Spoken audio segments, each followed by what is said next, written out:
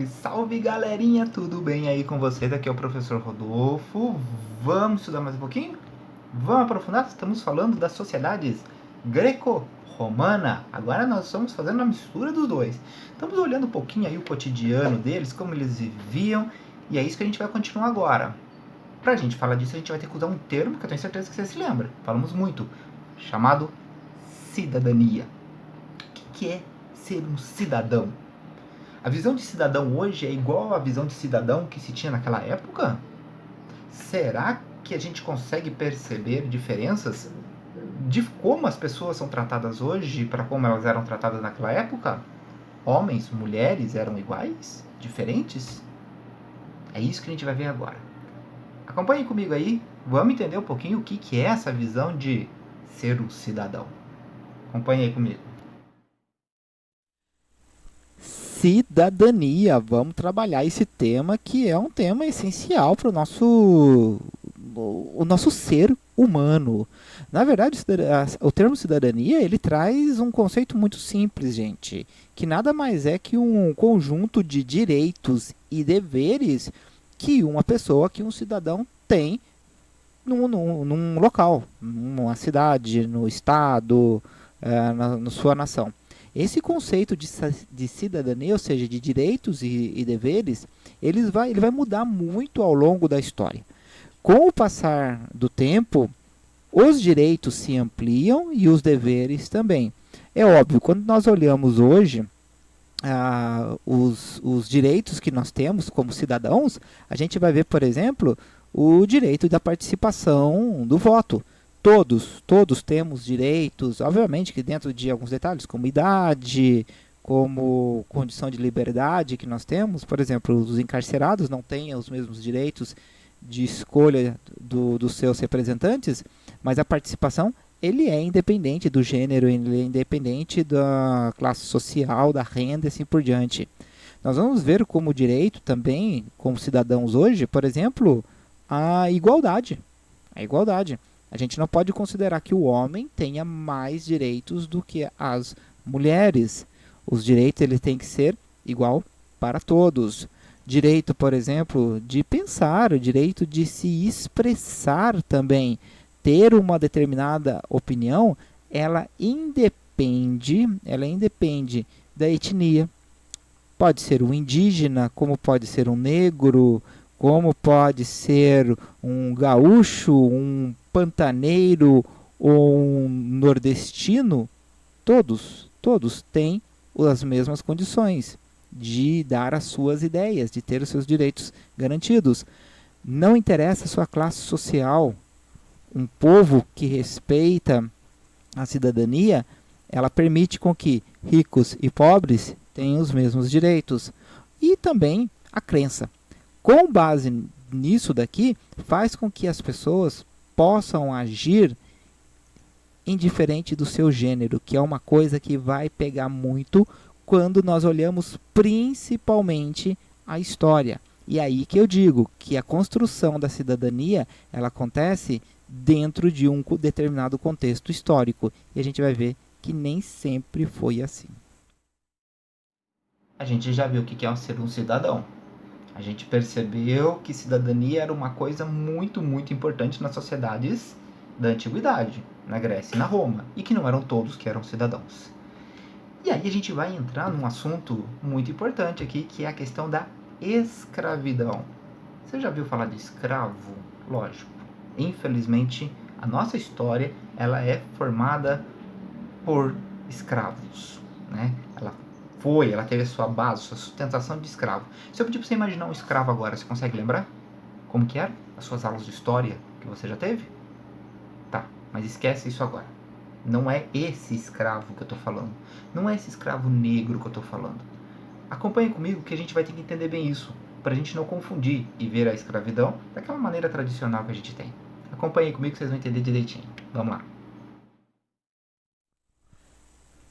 É muito comum a gente entender a sociedade greco-romana como sendo uma sociedade escravista, um povo onde tudo era baseado na escravidão. Mas agora eu quero que você imagine agora o que você entende por escravidão. Vai lá, pensa um pouquinho. Que imagens te vêm à cabeça quando nós falamos de escravo? Será que por um acaso veio isso aqui?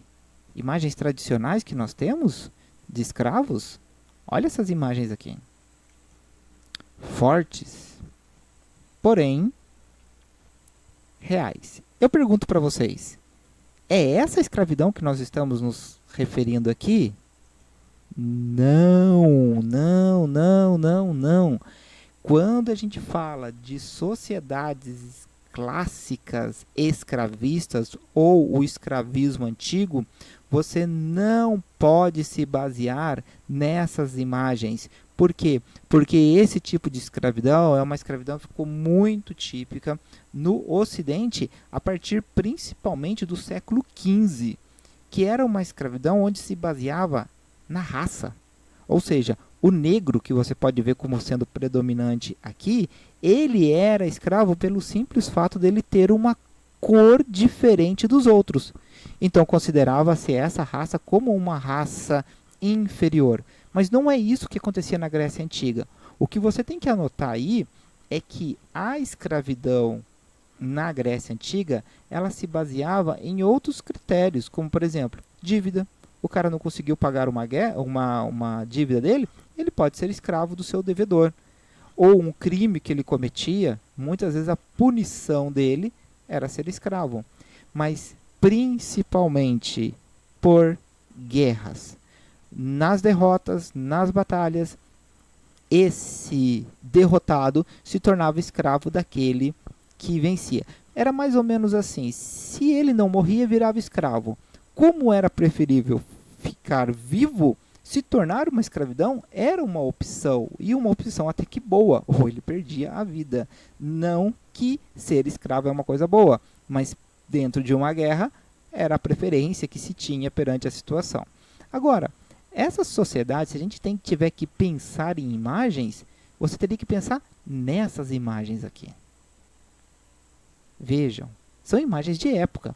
Do mesmo jeito que eu acabei de mostrar algumas imagens anteriores mostrando a escravidão mais específica no Brasil, aqui você tem imagens, pinturas, né? Com exceção dessa daqui, que eu já vou falar dela já já, nós temos imagens que ficaram para a gente hoje, onde mostra exatamente o trabalho escravo. Gente, o que tem que ficar muito claro na cabecinha de vocês? Os romanos menosprezavam o trabalho manual. Para eles, esse trabalho braçal, esse trabalho onde que necessita de músculo, de suor, de esforço, isso era coisa para grupos inferiores. Isso era uma coisa que prejudicava tanto o corpo como o espírito. Ou seja, ter atividades mais intelectuais era muito mais avançada. Mas pensa comigo, se todo mundo na Grécia Antiga pensava assim, quem é que vai fazer os trabalhos manuais que precisa? Precisa construir uma ponte, precisa levantar um prédio, precisa ir para a agricultura, precisa fazer esse serviço mais pesado. Quem? Vai sobrar para quem? Para aqueles que eram considerados inferiores. Ou seja, os escravos, que está aqui. Né? Um grande filósofo da época, chamado Aristóteles, via esses escravos como objetos que tinham fala. E é muito interessante que isso bate com o que os portugueses, quando vieram para o Brasil, também imaginavam como objetos que sabiam falar. Né? Eram animais que não tinham direito nenhum. Né? E o que fazia? Onde trabalhavam esses grupos? Bem, a maioria trabalhavam principalmente na agricultura para alimentar a criação de gado, trabalhava naquela parte de serviços mais manuais, mais pesados. Mas não é só isso. E aqui, gente, dá uma olhadinha nesta imagem. Essa imagem mostra um feirante. Ele está aqui tranquilamente, o que mostra que era uma coisa super comum. E aqui estão as suas peças. Percebam que tem crianças. Tem negro também. Mas esse negro não está aqui sendo exposto para venda porque é negro. Porque ele pode ter perdido uma batalha. Né? E um detalhe interessante é que aqui, dá uma olhadinha no peito deles. Tem uma plaquinha. O que era essa plaquinha? Essa plaquinha ela poderia indicar qual era a habilidade dessa pessoa, qual era a idade dela e assim o preço dela consequentemente. Então, por exemplo, uma pessoa dessa poderia ser um ótimo músico.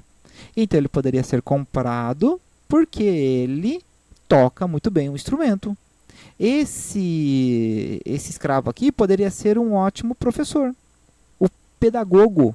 O pedagogo vem do escravo na época que ensinava. Esse daqui poderia ser um arquiteto, ter conhecimentos matemáticos para a construção, então ele era comprado para isso. É óbvio, o preço valia muito pela habilidade que eles tinham.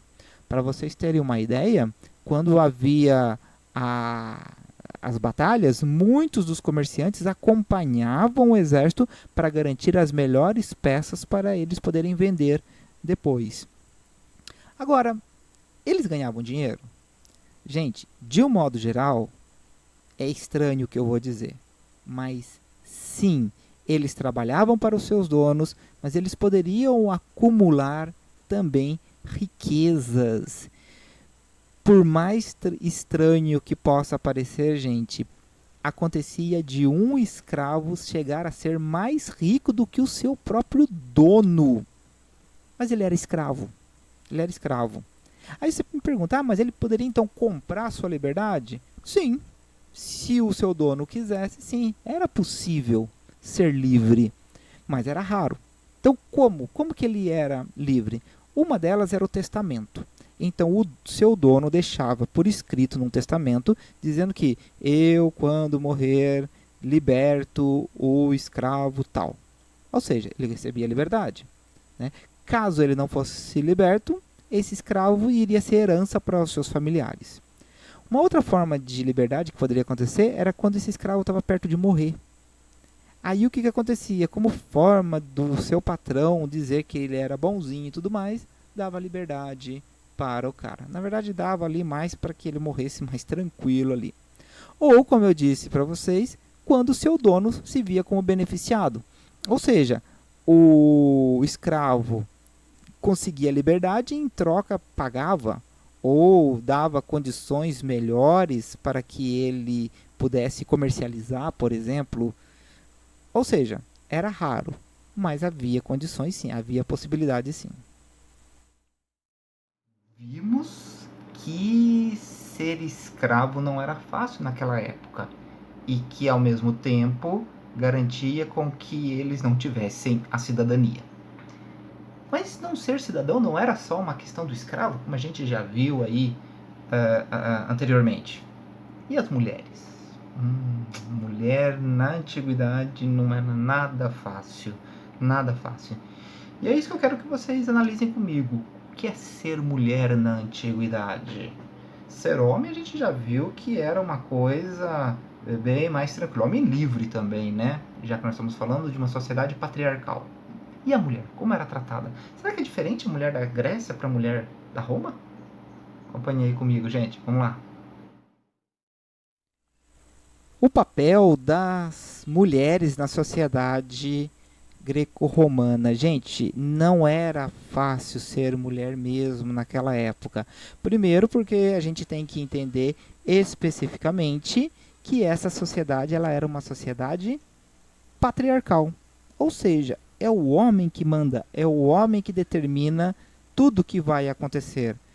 Nesse caso específico, a mulher era um objeto que pertencia a ele.